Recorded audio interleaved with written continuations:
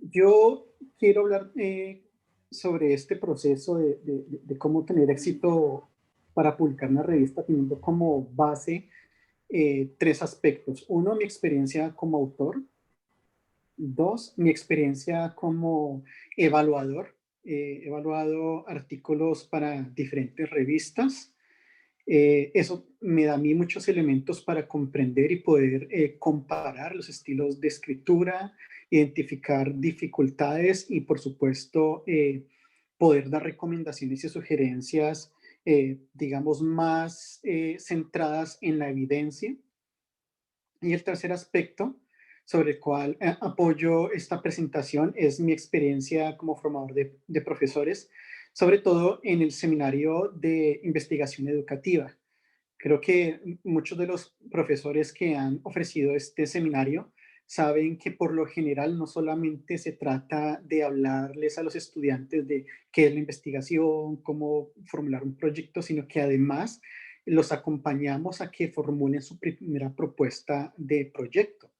Entonces, básicamente, si yo tengo un grupo de estudiantes, qué sé yo, con 20 estudiantes, pues serán 20 proyectos que estoy guiando para su construcción en ese seminario. Y eso me permite a mí ver también como profesor y como investigador cuáles son las falencias que tienen los estudiantes. Entonces, por favor, vamos a la primera diapositiva. Primera diapositiva, por favor. Ok, gracias. Creo que lo más importante para iniciar a hablar del éxito en la publicación de un artículo tiene que ver con la formación en la escritura, porque resulta que cuando nosotros estamos en la educación básica nos alfabetizan, aprendemos a escribir, a combinar las letras, a construir palabras, a construir textos, pero sin embargo considero yo que no es suficiente.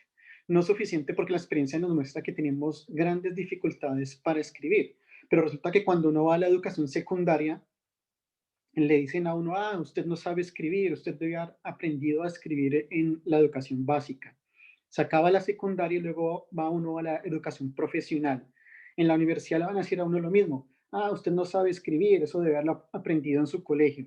Luego va a la maestría y le van a decir lo mismo, usted no sabe escribir, tuvo que haberlo aprendido durante el pregrado. Y llega uno al doctorado y sigue con la misma frustración, porque quien dirige va a decir, te falta mucho para escribir, tenías que haber aprendido eso en el pasado. Y al final la pregunta es, ¿quién tiene la responsabilidad de aportarme a mi formación en la escritura? Obvio, yo sé que tengo que hacerlo y tengo que formarme y así hemos tenido que hacer varios, pero la pregunta es, ¿cómo se ve esto en el currículo, en la formación desde la educación básica hasta la posgradual? Porque definitivamente necesitamos aprender no solamente a combinar letras para construir textos cotidianos, sino que también tenemos que aprender, por ejemplo, a profundidad sobre los géneros. Yo sé que nosotros aprendimos todos sobre los géneros literarios en la secundaria, eso, pero es necesario abordarlo en la educación profesional. Por ejemplo, diferenciar qué es un artículo, qué es un ensayo, qué es un documento o un artículo de revisión, qué son las cartas al editor y qué es la réplica a un artículo. Eso no lo enseñan y no tienen por qué enseñarlo en la secundaria. Eso tiene que ser para la educación profesional. Y por supuesto tenemos que comprender aspectos del estilo, que no es solamente que se vea bonito, sino que tiene que haber aspectos de gramática, coherencia, claridad y comunicación. Entonces creo que esta es la base para poder tener éxito con la publicación de artículos. Por favor, vamos a la siguiente diapositiva. Este es otro aspecto importante para tener éxito en la publicación de artículos, pero no voy a profundizar mucho porque yo sé que después de mi presentación hay otro panelista que va a hablar paso a paso cómo construir un artículo y las partes de cada artículo. Yo lo que he aprendido acá, tanto en mi experiencia como escritor y como evaluador, es que hay unos elementos que son claves en la introducción, porque la introducción, más que eh, hablar generalidades, he encontrado que es la parte crucial en donde se hace todo el planteamiento y se presenta todo el argumento de lo que uno quiere comunicar en el artículo. Entonces, una cosa, lo primero es que debemos ser directos con la definición de limitación y posible solución al problema. Yo me he encontrado con varios artículos en que tienen una metodología, digamos, razonable, hay una recolección de datos que es razonable, hacen unos análisis que son razonables, pero a la final como evaluador a veces queda la pregunta, pero ¿qué era lo que querían resolver? ¿Qué era lo que querían mostrar? ¿Qué era lo que querían innovar, transformar?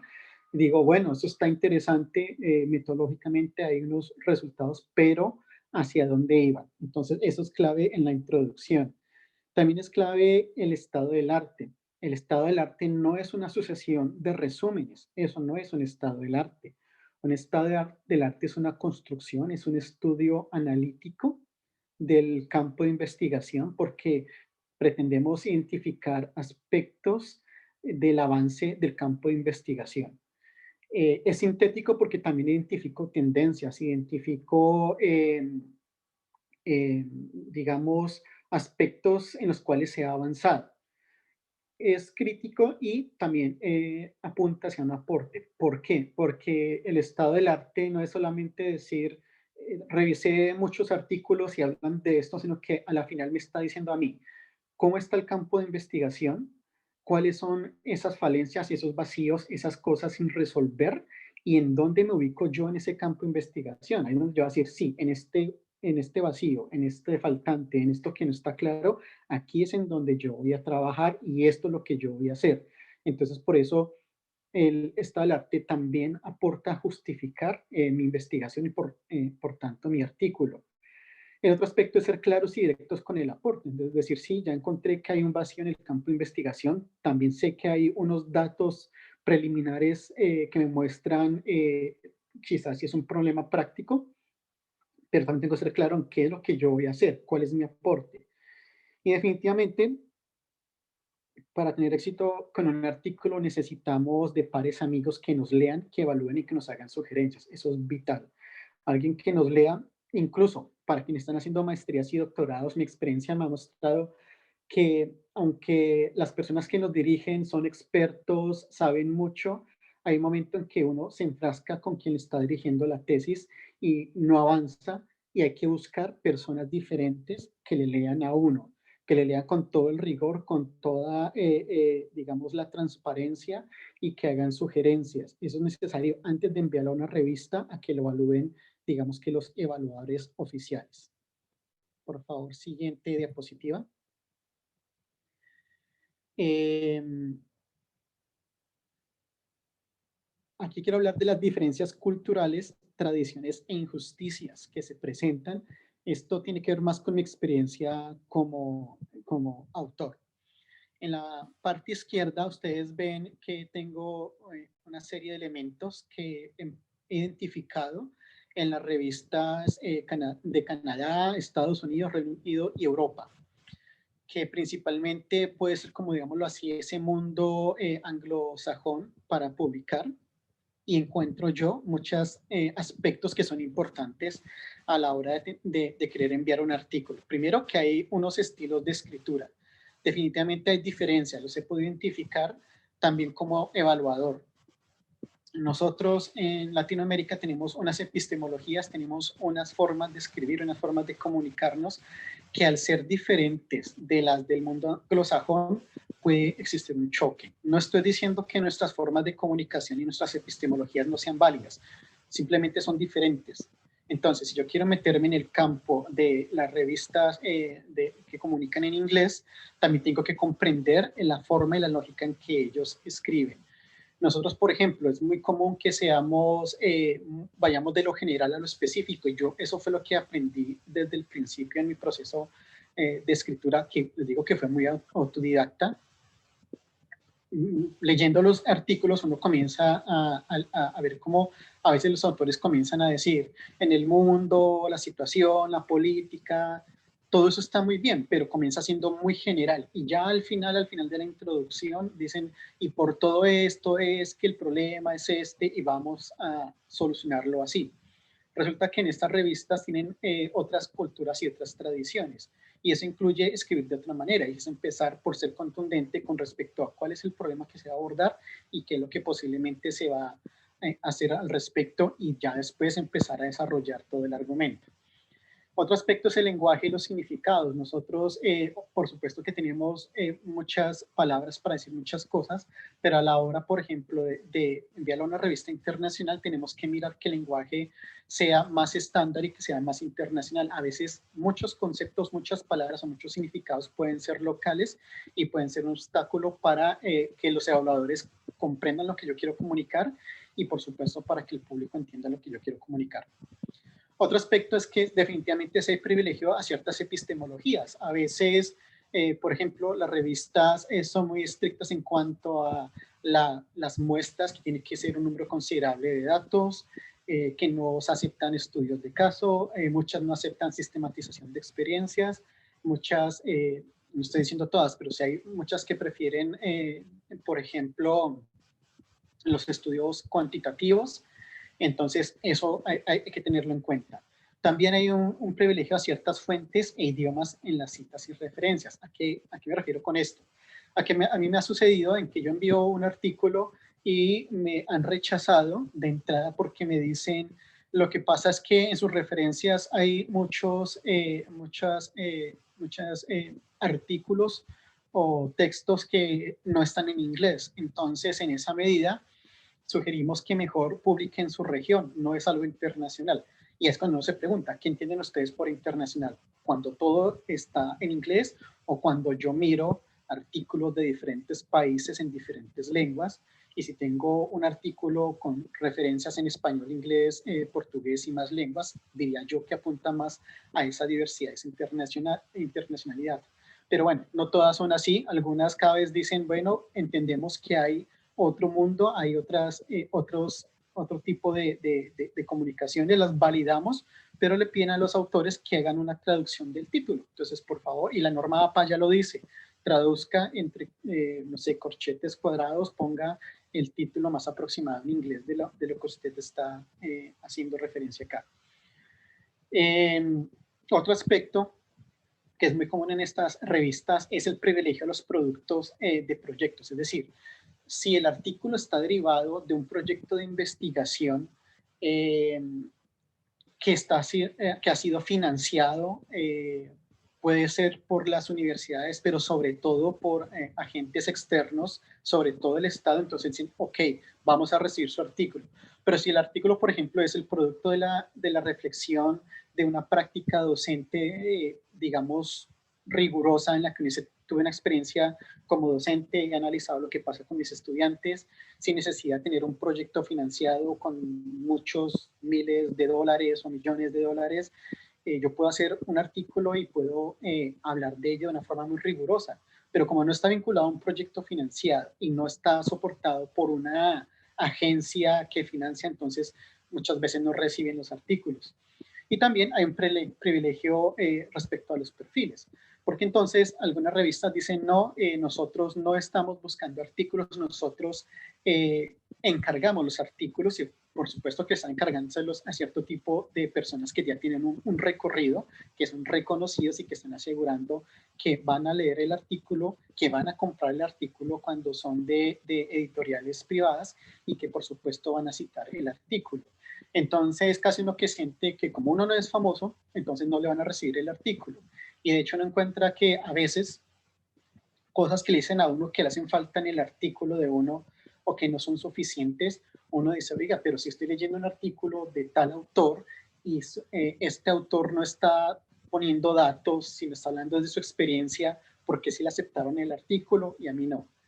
Bueno, en la columna derecha tengo unos elementos que también he encontrado en revistas de nuestra región, Iberoamérica. También hay revistas que solo reciben artículos de proyectos financiados. También algunas miran la cantidad de citas que tiene el autor. Me encontré una revista que dice que van a mirar el Google académico de los autores y si tienen citas considerables van a recibir el artículo, o si no, pues no. Solo reciben cuando los autores son doctores. Alguna vez me encontré que en una revista me estaban reclamando porque yo no estaba citando artículos de revistas de alto impacto en inglés. Entonces yo decía, ¿cómo es esto de paradójico? Voy a las revistas en inglés y no quieren que yo cite nada en español y portugués, pero cuando voy a algunas revistas en español, me dicen que por qué no cito las que están en inglés y que por qué cito tanto en español. Entonces, en ninguna parte quieren recibir referencias en español. Eso pues trae como una reflexión profunda ahí de hacia dónde estamos mirando epistemológicamente. Y algunas revistas también solamente miran lo cuantitativo. Entonces, eso que está ahí al lado derecho son de revistas de nuestra región de Latinoamérica, España y Portugal. Por favor, vamos a la siguiente diapositiva. Cuando hablamos de la selección de la revista, recordemos que cada vez nos exigen publicar en revistas más y más posicionadas, con más reconocimiento, y sabemos que muchas veces el reconocimiento está reflejado en las bases de datos en las cuales se encuentran relacionadas las revistas por el número de citas, bueno, por todos los aspectos cienciométricos que son hechos por diferentes empresas. Muchas son privadas y otras son públicas. Entonces, uno debería buscar una revista que se acomode a lo que uno quiere, pero también tener en cuenta este tema digamos, del reconocimiento. Ahí les estoy mostrando un pantallazo de Simago, Journal and Country Rank. Esto es un consorcio de universidades españolas que tienen este laboratorio de cienciometría y ellos inicialmente solamente estudiaban la relevancia de las revistas de la base de datos de Scopus, pero con el tiempo se abrieron a Web of Science y con el tiempo a Cielo. ¿Por qué es importante Cielo? Porque muchas revistas de nuestra región latinoamericana con unos perfiles altos no registraban en esta medición porque resulta que no estaban en Scopus o no estaban en Web of Science.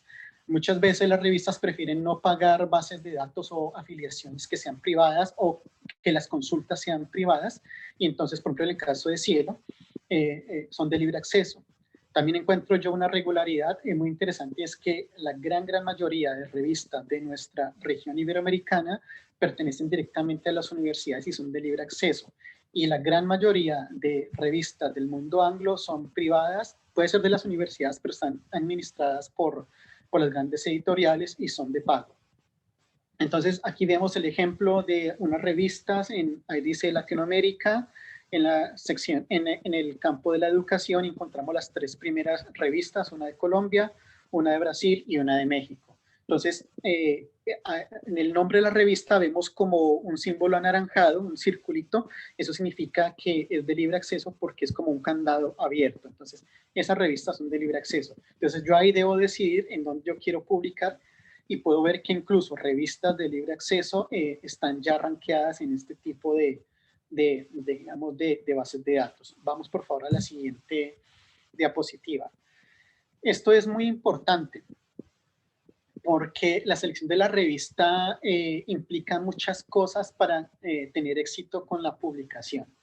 Primero, la extensión del manuscrito. Eso es una cosa clave porque a veces, bueno, tengo mi artículo, le he trabajado bastante, lo he sufrido, lo quiero enviar a una revista, fui a la base de datos, dije, oh, revistas muy interesantes, muy bonitas, quiero publicar allí, pero resulta que hay unas restricciones en la extensión. Por lo general, nuestros artículos antes de enviarlos a una revista tienen muchísima extensión, es decir, digamos 9.000, 10.000 palabras, 12.000 palabras, muchísimas.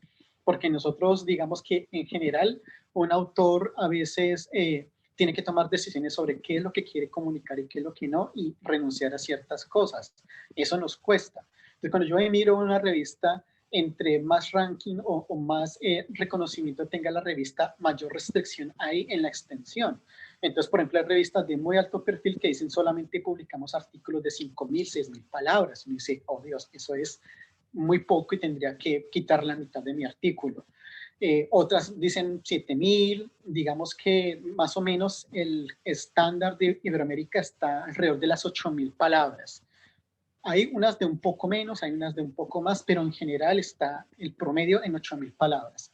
Eso es clave porque uno puede haber gastado mucho tiempo identificando una revista y cuando mira las normas para el autor, ahí viene la frustración porque dice, ya no puedo publicar porque tendrá que quitarle la mitad a mi artículo. Segundo aspecto, el tiempo de la evaluación. ya cada vez hay más revistas que le indican a uno cuánto se demoran en procesar el artículo. Ahí entre paréntesis estoy hablando de un ejemplo mío. Envié un artículo, duraron 6 meses evaluando. Luego aceptaron el artículo, pero aún en este momento no ha sido publicado. Desde que yo envié el artículo hasta el día de hoy han pasado 21 meses en el proceso. El artículo ya está aprobado, ya me dieron una carta que dicen certificamos que este artículo fue aprobado y lo vamos a publicar en nuestra revista, que es una revista Q2 en España, una maravilla, para mí es un sueño, pero pues llevamos 21 meses esperando. Entonces uno tiene que tener en cuenta eso de acuerdo a las cosas que le estén pidiendo a uno, porque si no está financiado y cosas como esas, pues tiene que tener unos tiempos claros para eso.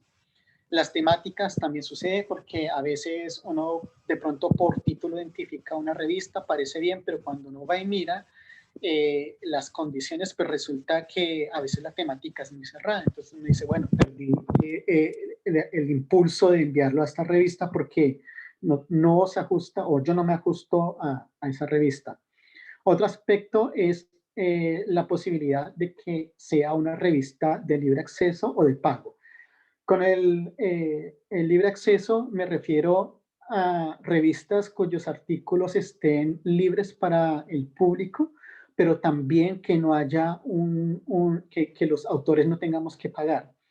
Entonces, dependiendo de mis condiciones, yo digo, no puedo enviar a revistas en las que me cobren. Por ejemplo, yo conozco el caso de una revista latinoamericana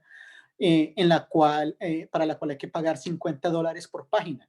Yo jamás enviaría un artículo a esa revista porque, primero, no tengo el dinero para pagar $50 por página.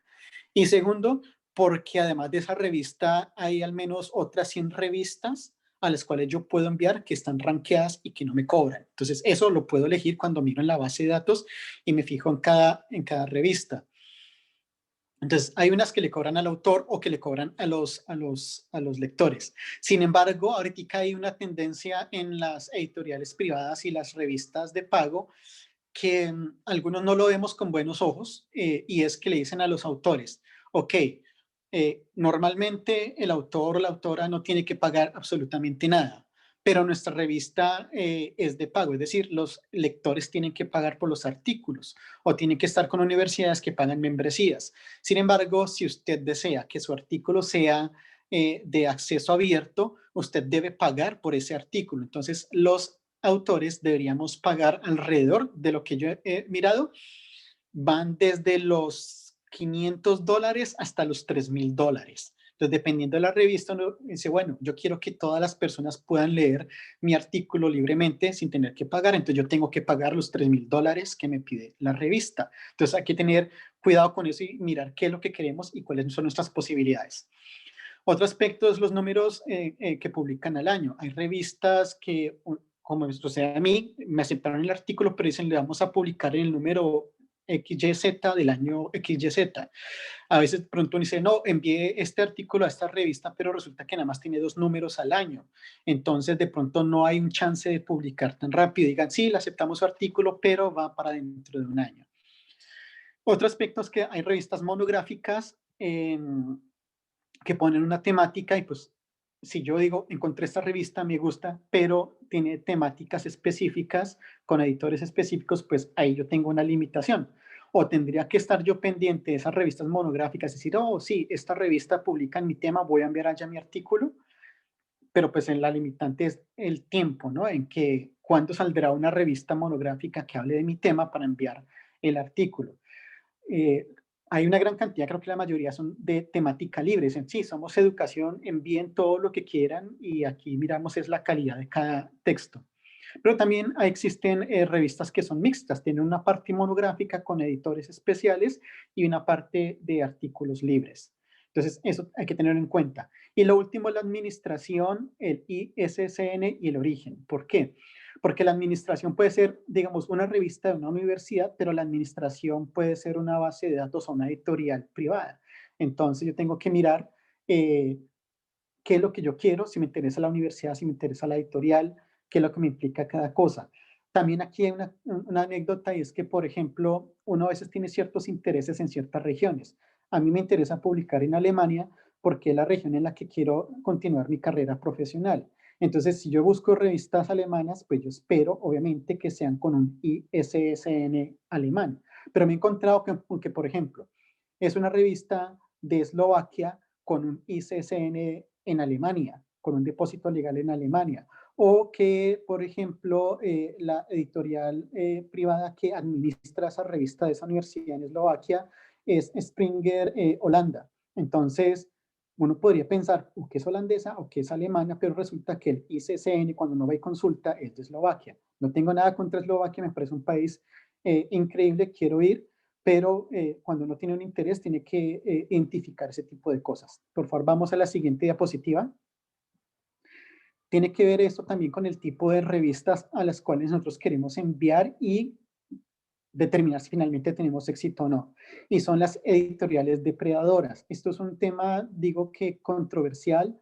No hay una última palabra sobre el tema. Hay muchas vertientes sobre esto. Lo primero que hablar es de esas revistas dudosas o de esas editoriales dudosas, que por lo general no pertenecen a universidades, sino que son organizaciones privadas. Muchas dicen que son sin ánimo de lucro y que son de asociaciones de personas, de profesionales o simplemente una empresa privada como una editorial. Entonces, ¿cuáles son las características de estas editoriales o revistas depredadoras con una reputación dudosa? Uno es que publican muy rápido, cuestión de semanas. Por lo general tienen varios números al año, entonces van publicando rápido. Aunque aquí hago un paréntesis, y es que cada vez es más frecuente que las revistas elijan no continuar con ese sistema de publicar varios volúmenes en un año, sino decir, tenemos varios números en un año, sino decir, tengo el volumen X del 2020, pero no lo voy a dividir en 4 números, sino que voy a hacer publicación continua. Todos los artículos que voy aprobando los voy publicando inmediatamente con un único número al año. Estas revistas dudosas también a veces tienen ese sistema, porque lo que quieren hacer es captar la atención de los autores para que envíen teniendo en cuenta esa rapidez. Se dice que estas editoriales y revistas están interesadas en el pago, en que uno pague por publicar. Entonces, por lo general estas no son tan costosas, están alrededor de unos 500 a $1,000 por artículo. Otro aspecto por el cual, digamos, que ponen en el rincón a estas editoriales y revistas es que no hay evaluación por pares. Eso es lo que dicen, digamos, en general, que es el principal problema. Y ahí tengo un sin embargo. ¿Por qué un sin embargo? Porque yo he evaluado artículos para revistas que se supone que están en ese entredicho y que se supone que son depredadoras. Yo doy testimonio en que yo he evaluado muchos artículos con toda la rigurosidad y pues, con todo lo que debe implicar una evaluación. Lo que yo no puedo garantizar es si mi evaluación realmente tiene una incidencia, porque finalmente son los editores quienes toman la decisión, si aceptan o no aceptan lo que dice el evaluador o si publican o no. Pero al menos yo puedo decir que muchas, no estoy diciendo que todas, pero muchas de esas editoriales o revistas dudosas sí tienen evaluación por pares y es una doble ciego. Otro aspecto por el cual culpan a estas editoriales de ser depredadoras y dudosas es que se supone que no están indexadas y que los artículos no son citados. Sin embargo, ahí digo yo, algunas de estas revistas que han culpado de ser depredadoras, de solamente estar interesadas en el dinero de quien publica, las he encontrado en bases de datos, incluso en Scopus o en Web of Science. Este tipo de editoriales o de revistas son muy comunes en la India, China, África y más recientemente Estados Unidos y del Reino Unido. Eh, por lo general se comunican con uno a través de correos spam. Entonces dicen, encontramos su artículo tal y tal, nos parece interesante, nos gustaría que, así como ese artículo, nos enviara un artículo a nuestra revista. Entonces es muy común encontrar los mensajes de ellos en el spam del correo electrónico. Y bueno, están enviando constantemente, nos gustaría invitarle a publicar en nuestra revista. Por lo general, estas editoriales tienen muchas revistas, 50 revistas, 80 revistas, eso he podido yo identificar, hasta 80 revistas. Sin embargo, bueno, digamos que eso es lo que pasa en ese panorama de este tipo de revistas. Sin embargo, cuando yo analizo las revistas que tienen prestigio, también encuentro que cobran a los autores o cobran a los lectores. Y los precios son muchísimo más altos de las supuestas depredadoras. Es decir, como les decía, hasta $3,000 exigen por tener un artículo de libre acceso. Entonces digo, si lo comparamos con las dudosas, estamos hablando de lo mismo. Es más, cobran mucho más. Y cuando yo veo estas revistas con prestigio, por ejemplo, vemos casos que ahora hay un nuevo sistema en que publican preprints para las que hay que pagar. ¿Qué es esto? Los preprints o los borradores o las versiones de los autores son aquellos artículos en la primera versión que tenemos antes de enviarlo a una revista oficialmente. Algunas revistas le dan la oportunidad a los autores de decir, hemos aprobado su artículo, pero usted puede publicar por su cuenta el borrador que nos envió, de tal manera que la gente vaya conociendo el trabajo y lea. Este artículo es el borrador, pero van a encontrarlo en tal número de tal revista ya como documento controlado por evaluadores. Eso pasa, pero ahora el sistema que está saliendo es que las grandes editoriales, las de pago, están dicen, ok, mucha gente tiene sus artículos que probablemente no se los publican en revistas de alto impacto o que se demoran mucho en ser publicados. Entonces dicen, ahora tenemos una especie de revista para estos borradores. Envíe su artículo. Pero resulta que a la final, por cada artículo que uno quiere que le publiquen allí como borrador, le cobran $2,000, $3,000. Y la pregunta es, entonces, ¿quién es el depredador? ¿Quién está pensando en dinero? Y allí no hay evaluación por pares, porque precisamente no es una revista tradicional que simplemente publica borradores. Hay una persona que revisa el formato, que haya una estandarización, algunas cosas, pero no es una evaluación por pares. Entonces, eso de publicar los borradores, básicamente es cualquiera que quiera enviar algo lo envía sin importar casi la calidad porque no hay un control por pares y que tenga dinero. Entonces la pregunta es, ¿cuál es la diferencia entre las dudosas y las prestigiosas? Básicamente yo digo que la final tiene que ver con que uno diga, si yo envié un artículo a una revista y me le hicieron evaluación, digo, esa es una revista confiable. Eh, Porque de resto yo veo que prácticamente son lo mismo. Por favor, vamos a la siguiente diapositiva. Aquí les estoy mostrando en esta siguiente diapositiva. Siguiente diapositiva, por favor. Gracias. Aquí les estoy mostrando el tema del envío del manuscrito, del artículo que uno quiere que le evalúen. Aquí en azul ven una plataforma que es muy común en las revistas de editoriales privadas, de las de cobro. Así más o menos se ve el inicio, como ven ahí, no sé si alcanzan a ver. No, en la anterior, por favor. La diapositiva anterior. Diapositiva anterior, ahí.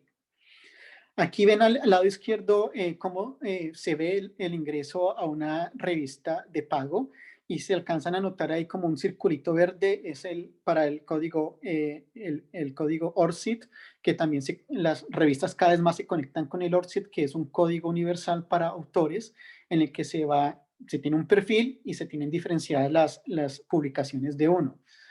Y a la derecha se ve una de libre acceso. Entonces, quiero decirles que hay que tener en cuenta algunos elementos generales que son cada vez más comunes para enviar un artículo. Uno, pues que uno tiene que tener un ORCID porque cada vez más las revistas piden el ORCID. Tener una carta de presentación o cover letter. Esto es más común en las revistas del mundo anglosajón, pero en español cada vez va siendo más común. El manuscrito tiene que estar en anónimo, sin datos de los autores, sin autocitas y sin agradecimientos. El manuscrito con datos de autores y demás, a veces también se lo piden a uno. Dicen, por favor, suba un manuscrito en anónimo y otro con datos de autores. También es importante tener en cuenta las imágenes y los materiales que son adicionales al artículo. A veces le dicen uno, las imágenes déjelas dentro del artículo, o en otras ocasiones le dicen, no, súbalas con un archivo independiente. O si tiene material complementario, ok, ya veo que sacan del tiempo. Si tiene material complementario, súbalo. También tener en cuenta resúmenes, palabras claves, que a veces son de tesauros o colecciones de palabras que son controladas. También tener en cuenta que a veces algunas revistas le preguntan a uno cuál puede ser su posible evaluador o los conflictos de interés. Y por supuesto, algunas revistas le preguntan a uno cuáles son las entidades que han financiado la investigación. Ahora, por favor, vamos a la siguiente diapositiva, ya es la última. Siguiente diapositiva, por favor. Aquí quiero mostrarles es cómo me ha ido a mí en el tema del éxito con las revistas. Entonces, rápidamente les digo que he publicado en un total de 24 revistas. De esas 24, 9 están rankeadas por Simago y pues 15 no están rankeadas por Simago. Eso no quiere decir que no estén en otras bases de datos o que no estén rankeadas por otras organizaciones que pueda que sean internacionales también. Y dentro de esas 24 he publicado en 3 en números especiales. En artículos he publicado 34 artículos. Dentro de esos 34 artículos, 11 han sido publicados en revistas categorizadas por Simago. Dentro de esos 11, 4 pertenecen a revistas que fueron ranqueadas después de haber hecho mi publicación. Y bueno, 23 artículos publicados en revistas que no tienen esa categorización. 9 en número especial. Países a los que pertenecen la revista, total 7 países. Entonces, en España, Brasil, Colombia, México, Alemania, Polonia y Reino Unido he publicado yo en revistas de estos países. En el cuadro de la derecha tengo las evaluaciones que he hecho también para revistas, que digo que es importante para mi experiencia y comprender mejor todo este tema de cómo publicar. He evaluado artículos para 23 revistas, de las cuales 9 tienen ranking por Simago. He evaluado hasta el momento 51 artículos para esas revistas, pero ayer envío otro y la próxima semana envío otro evaluado. Y he evaluado para revistas de 10 diferentes países, de Kenia, España, Colombia, Brasil, Reino Unido, Chile, Perú, Argentina, Canadá y México. Entonces, esto muestra algo de mi éxito que va avanzando, que voy caminando, que estoy en el proceso y espero tener más éxito.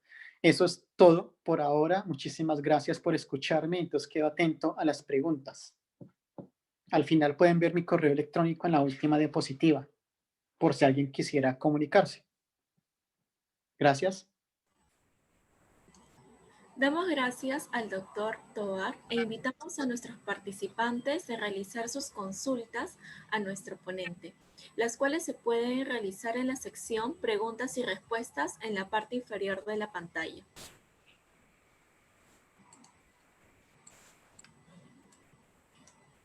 A continuación tenemos la primera pregunta. ¿Todas las revistas piden carta de presentación? Ok, no todas las revistas, la gran mayoría en inglés sí, pero en español en nuestra región no es común. He visto una sola de tantas que he visto. Y hay que tener en cuenta, pienso yo, mi perspectiva es que esa carta de presentación es importante, sobre todo cuando una revista tiene una alta demanda, porque me da la impresión que es allí donde comienzan a discriminar si reciben o no el artículo y deciden si lo envían o no a los pares evaluadores. Entonces, básicamente esa revista, esa carta de presentación es una forma de vender y decir, mire, mi artículo tiene potencial para que lo envíen a evaluadores.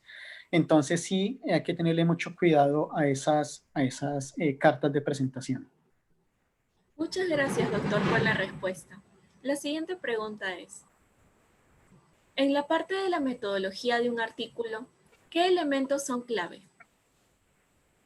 Ok, vuelvo y repito que después de mi presentación viene un experto que va a hablar de cómo escribir un artículo y que tiene que tener cada una de sus partes. Entonces no quiero profundizar mucho allí, pero básicamente una metodología lo que tiene que tener uno claro es que sí tiene una relación con el marco teórico, porque uno metodológicamente toma muchas decisiones a partir de unos presupuestos, pero si uno no comunica sus presupuestos, el lector o el evaluador no va a identificar por qué decidió hacer esto o lo otro. Me he encontrado, por ejemplo, con muchos instrumentos diseñados, con muchas encuestas diseñadas, pero la pregunta es por qué decidieron ponerle esa estructura a ese instrumento, por qué esa prueba fue diseñada así, por qué están evaluando esas categorías, de dónde viene eso. Entonces, sí hay una relación entre marco teórico y metodología y eso a veces no se tiene en cuenta. El marco teórico le ubica a uno qué es lo que quiere ver y cómo lo quiere ver. Entonces sí es importante.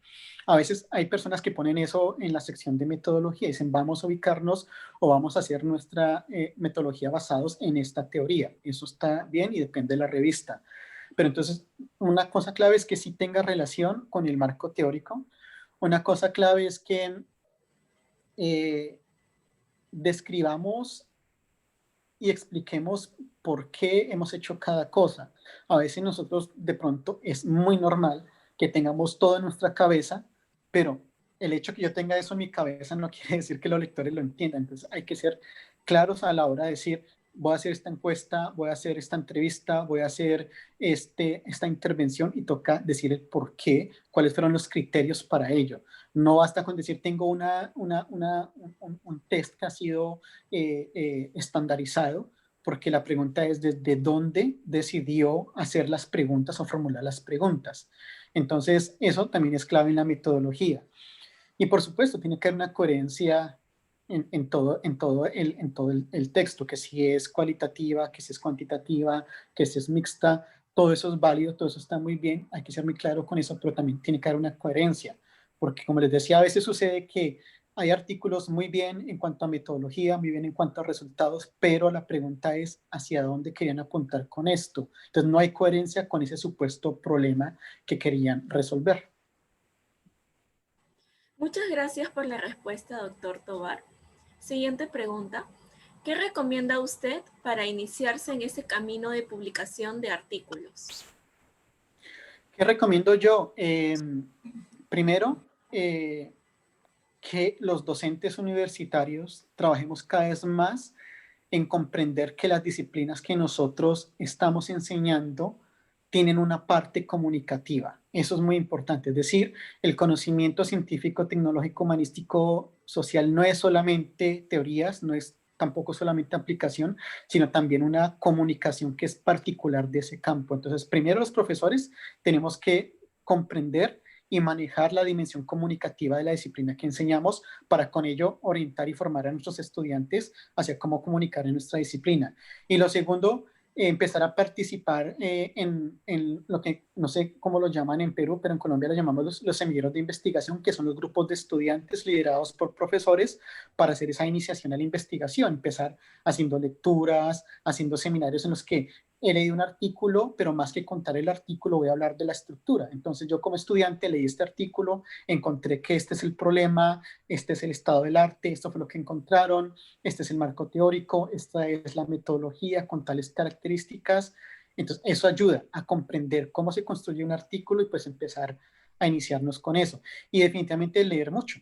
Hay que leer mucho y hacer ese proceso metalector de comprender, bueno, estoy leyendo un artículo que se supone que es famoso, que tiene muchas citas, pues trato de desentrañar cómo es la estructura, cómo es que comunican, qué es lo que dicen, en qué orden lo dicen. Gracias por su respuesta. Tenemos una pregunta más. Por favor, de explicar las revistas o publicaciones de números especiales. ¿Qué significa ello? Categoría, exigencia de calidad, costos y otros. No, no, no. Sí, eso fue algo que dije muy rápido. El número especial es cuando, por ejemplo, una universidad, una revista organiza un congreso y decide publicar o todas las ponencias o algunas de ellas como un número extra o especial de su revista. ¿Sí? Entonces vamos a encontrar algunas revistas que dicen número extra, número especial del congreso tal y tal y tal. Obviamente es diferente porque no tiene la cantidad de artículos normales de un número normal, sino tiene decenas o centenas porque son todas las ponencias. Algunas revistas dicen, no, no vamos a publicar todas las ponencias como un número de la revista, lo vamos a publicar con un ISBN en un CD o que sea en un repositorio online y solamente algunos artículos con los que tengan la mejor evaluación van a ser publicados como ese número extra de la revista. También se le dice número extra a aquel número que sale del conteo normal del año. Entonces dicen, un volumen de un año normalmente en mi revista puede tener 2 o 3 o 4 números. Entonces, tener un quinto número, en este caso, sería un número extra. Entonces, básicamente lo que les quiero decir es que participé en unos congresos en los cuales la revista publicó las revistas publicaron las ponencias como un número especial de la revista, que es la que, digamos, está apoyando el Congreso. Muchas gracias por su respuesta, doctor. Siguiente pregunta. ¿Qué significa que un artículo sea publicado con la licencia Creative Commons? Atributo no comercial sin derivadas.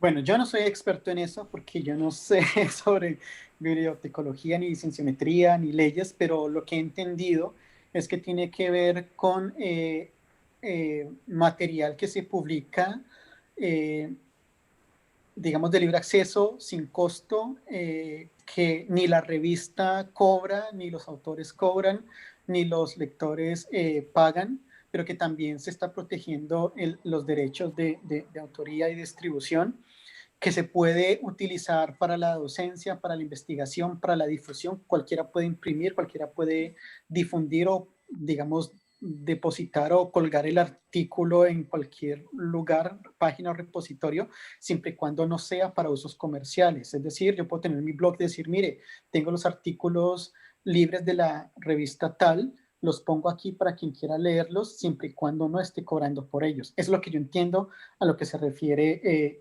ese aspecto. Muchas gracias por su respuesta, doctor Tebar. Siguiente pregunta. ¿Cuántas páginas o palabras como mínimo debe tener un artículo científico?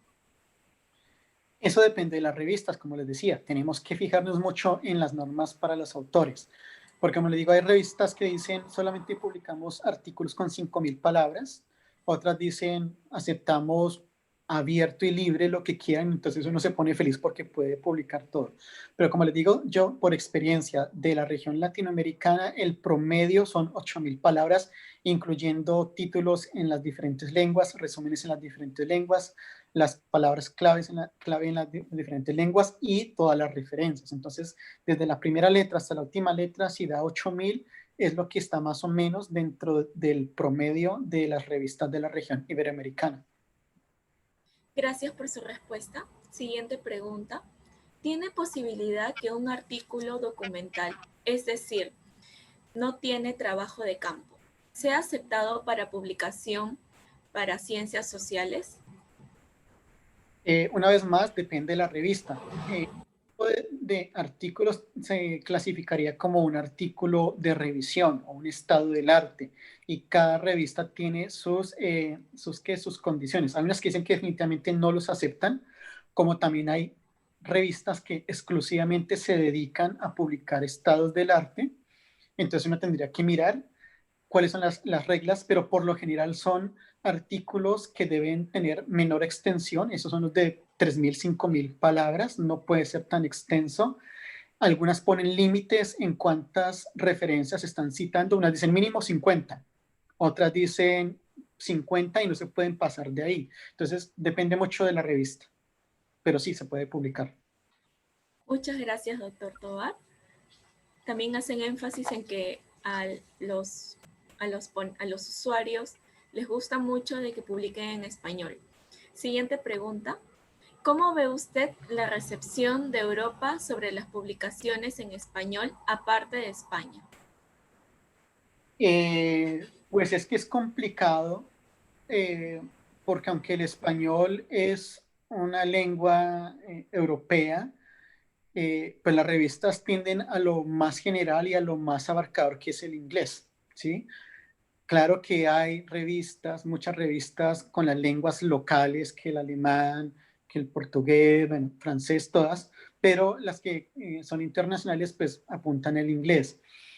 Yo he encontrado revistas, sobre todo del campo de los estudios latinoamericanos, que reciben artículos en español y en portugués, tanto en Estados Unidos como en Europa, de países diferentes a España, o a revistas exclusivamente en español en Estados Unidos.